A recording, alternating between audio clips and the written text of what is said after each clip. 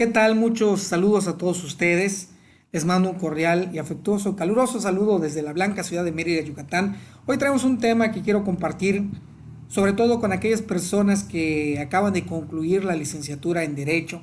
Quiero mandarte una felicitación enorme porque seguramente es algo extraordinario lo que estás viviendo. Una generación que marcará la diferencia, de eso estoy completamente seguro. Acabas de dejar las aulas de derecho, en unas semanas serás pasante de derecho, posteriormente licenciado en derecho, obtendrás tu título y cédula y podrás litigar, postular de manera libre la rama que tú hayas decidido ejercer. Mientras tanto, permíteme compartir contigo en este caso información que puede ser de vital importancia. El derecho migratorio y el derecho penal, la relación que existe entre estas dos asignaturas. Muchas veces pensamos que ninguna rama del derecho tiene una similitud con la otra, pero muchas de las tantas veces nos equivocamos. Soy un abogado migratorio y represento a un extranjero. Le veo asuntos de cuestiones de su inmobiliaria o asuntos de derecho corporativo empresarial, condiciones de estancia, pero le llegó una cita del Ministerio Público, del Fuero Común o del Fuero Federal. ¿Qué se hace? Soy un abogado penalista y represento a un extranjero.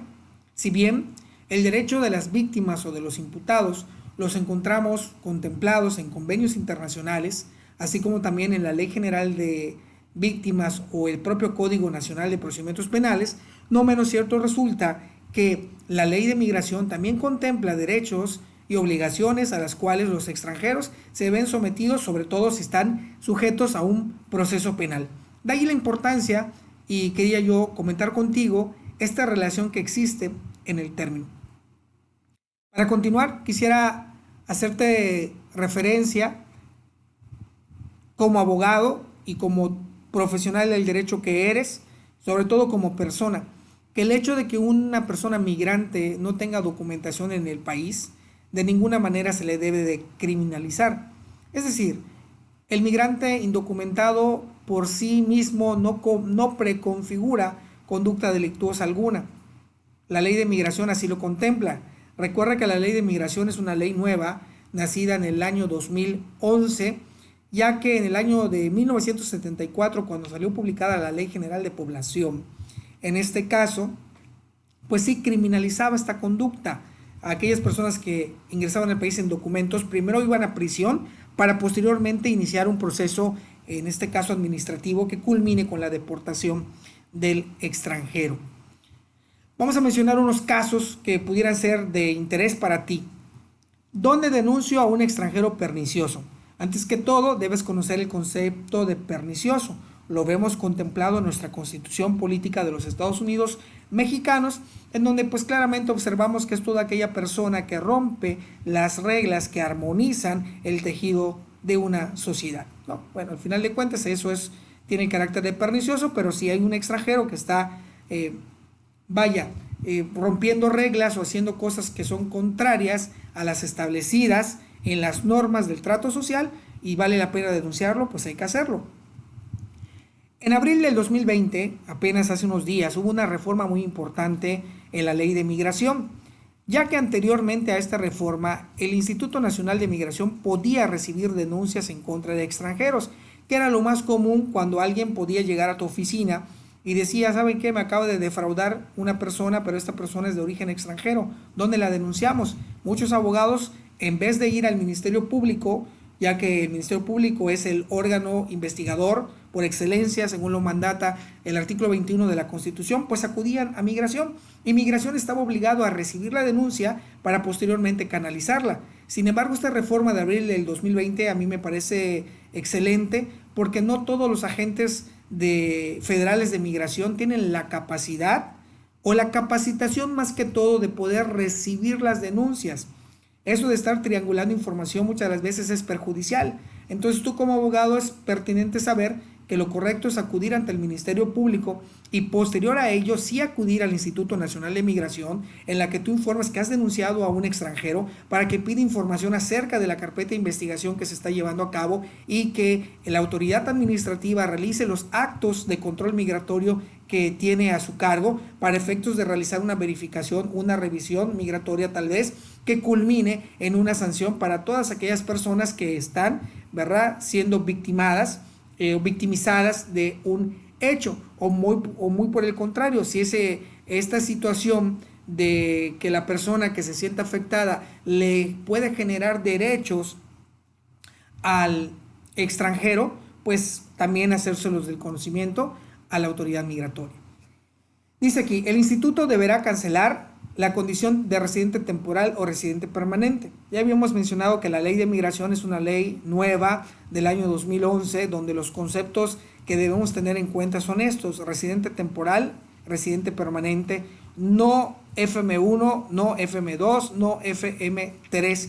Eso ya no existe. Muchas personas continúan utilizando estos términos, sobre todo en instituciones privadas como bancos que empiezan a estar requiriendo esos documentos a los extranjeros, pero pues ha quedado en desuso estas terminologías desde el año 2011.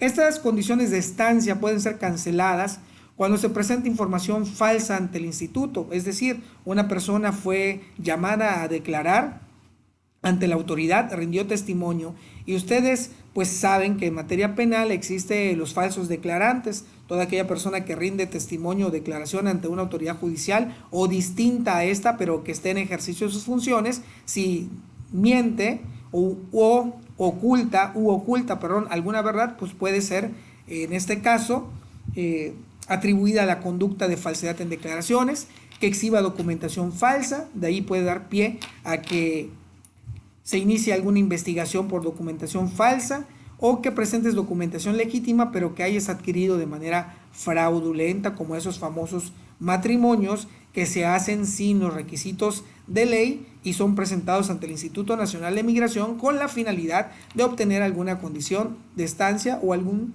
derecho que pueda ser reconocido.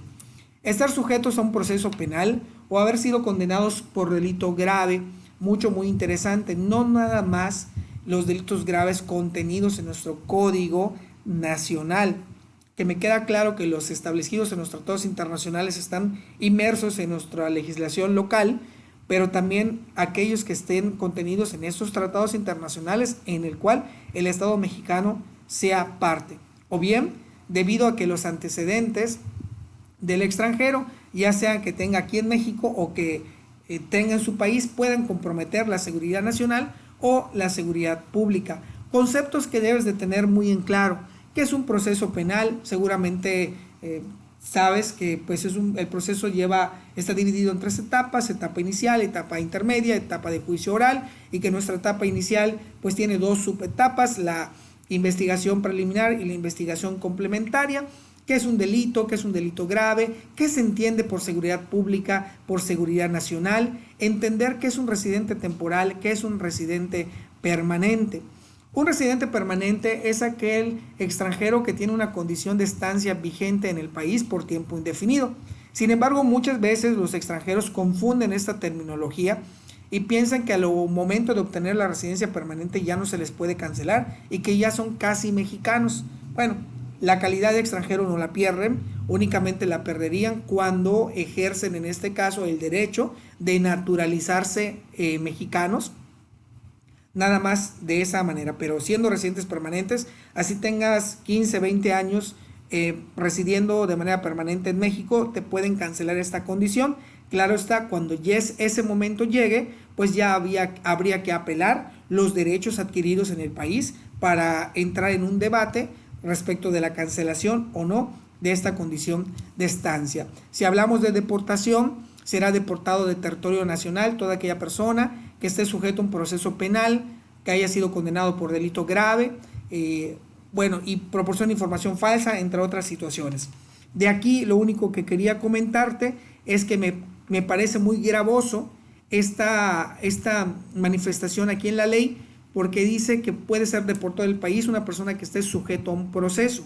Las personas que están sujetas a un proceso penal no se les ha determinado su situación jurídica, es decir, no se les ha condenado ni se les ha absuelto, no hay una sentencia firme, estamos de acuerdo por este entendimiento, pero si migración llegase a deportar a una persona, se estaría vulnerando y violando el principio de la presunción de la inocencia, por un lado, y por el otro también se estaría causando afectaciones a la víctima, porque seguramente sería un delito que quede impune, ¿verdad? Seguramente no hay una justicia plena hacia la víctima y también se estaría afectando los principios fundamentales del proceso penal acusatorio y oral. Únicamente te hago estas referencias para que te pueda yo instar a la investigación y obviamente pues al intercambio de información que tengamos, ¿no? Conceptos que debes tener muy claro. La deportación, el retorno asistido, esos dos conceptos son propios del Instituto Nacional de Migración. La deportación es una sanción, mientras tanto que el retorno asistido es un privilegio que se le otorga a los extranjeros. Los dos tienen como finalidad que el extranjero sea regresado a su país de origen o a su país de residencia. Por otro lado, la extradición, que este es un proceso judicial que se da entre estados como nación, donde pueden ser extraditados una persona a otro país para que pueda ser sentenciado, ¿verdad? O pueda ser juzgado en ese país. Nosotros vemos claramente el caso del Chapo Guzmán, que fue extraditado de México hacia Estados Unidos, o el caso de Gloria Trevi, que fue extraditada de Brasil a México. No necesariamente tiene que ser llevada la persona a un país del cual sea la nacionalidad, ¿no? Vemos, Gloria Trevi fue traída a México y es mexicana, pero el Chapo Guzmán es mexicano y fue llevado a los Estados Unidos, y en cambio la deportación en este caso, necesariamente el extranjero tiene que ser regresado a su país de origen o a su país de residencia debidamente acreditado. Y la expulsión, que es un acto, en este caso administrativo, que le compete exclusivamente al presidente de la República. Posteriormente haré algún video en el cual pues tome estos 4 conceptos que son fundamentales y que debemos de nosotros tener una claridad al momento de poder hablar de ellos. Casos que pueden acabar ante el Ministerio Público: llevas un acto administrativo, presentaste documentación falsa, muchas de las veces esto no es idea de los abogados, los propios extranjeros cometen este tipo de situaciones, ubican los documentos y te los llevan a la oficina y tú los presentas, pero te puedes ver inmerso en algún conflicto legal por documentación falsa, por matrimonios falsos, tráfico de personas, trata de personas, secuestro, privación ilegal de la libertad, discriminación. No descartemos que existe una relación entre el derecho administrativo migratorio y obviamente pues el derecho penal. El artículo 28 de la Ley de Migración menciona que corresponde a la Fiscalía General de la República conocer de los delitos previstos en el artículo 159 y 161 de esta ley. Y cuando tú veas la Ley de Migración en este apartado, en el artículo 159, estaremos hablando del delito de tráfico de personas. Bien, este delito, que es un delito federal, se encuentra establecido en una ley especial, es decir, en la Ley Federal de Migración. De ahí la importancia que si tú estás atendiendo un caso federal de esta índole, pues vas a tener que también estudiar la Ley de Migración, porque con base a esta ley el Ministerio Público va a tener que presentar la acusación correspondiente.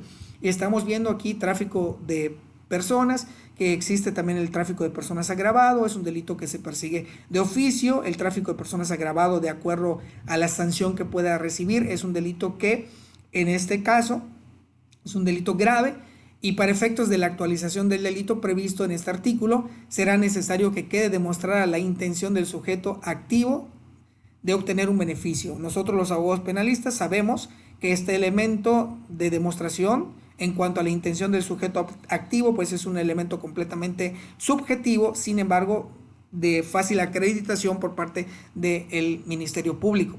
Bien, si estudiaste derecho y viste el derecho migratorio como materia, me gustaría que me lo hagas saber aquí en este video. Y si viste el derecho migratorio como yo, como algunos otros colegas, como parte sustancial del derecho internacional privado, pues también házmelo saber. Quiero compartir contigo esta y otras informaciones Muchas gracias por el favor de tu atención. Mi nombre es Luis Ángel Jiménez Santana, soy abogado postulante y estoy a tus órdenes para compartir información que puede ser de vital importancia para ti. Muchísimas gracias, que estés muy bien y nos vemos en una siguiente cápsula. Hasta entonces.